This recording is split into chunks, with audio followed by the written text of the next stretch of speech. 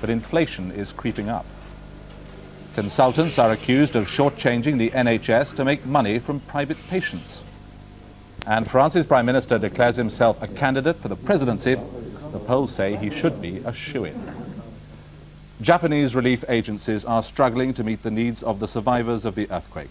There's only enough water and food for a third of those made homeless in Monday's disaster, which killed more than 2,500 people and devastated the city of Kobe. The cities of Osaka and Kyoto have also been badly hit by the quake. After the inferno, the twisted remains of a block of flats. People died here. Nobody knows how many or who they were. Those who survived lost everything. Throughout the morning, the desperate search continued, but a few hours ago, the authorities admitted they'd given up all hope of finding anybody alive. Some wandered in disbelief past their ruined homes. In a matter of hours, the once prosperous citizens of Kobe had become refugees. They salvaged only tiny comforts. In Kobe's city hall, several thousand people have camped out. They include the very old and the very young. Scores of telephones have been installed as people try to reassure anxious relatives. Among those made homeless, a number of British expatriates.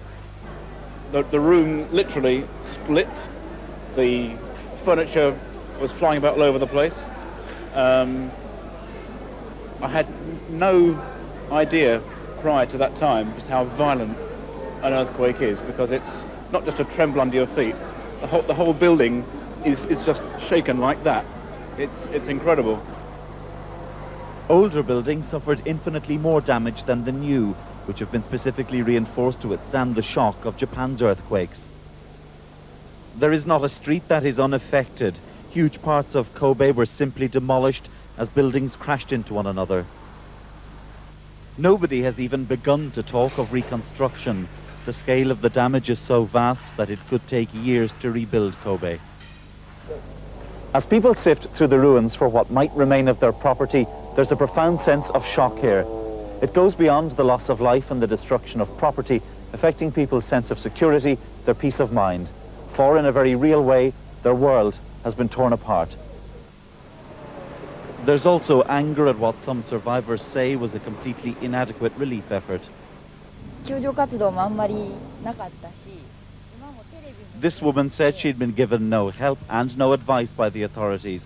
She stood outside the ruins of her business. The emergency services are stretched beyond their limits, racing from one part of the ravaged city to the other. With roads in many areas destroyed, ambulances have found it difficult to collect the dead and injured.